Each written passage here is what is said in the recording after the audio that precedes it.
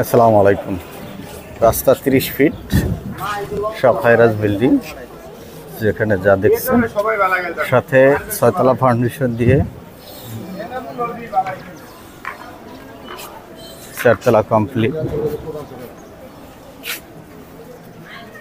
এটা আজমপুর মিজানে গ্যারেজের মেন রাস্তা। এটা হলো বাড়ি, ভিতরে খুব টাইলস ফিটিংস খুবই ভালো করছে।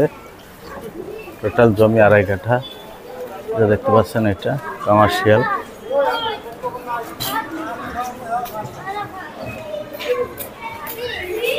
নিচে দোকান, কমার্শিয়াল, উপরে বিল্ডিং, হাইরাজ বিল্ডিং আছে।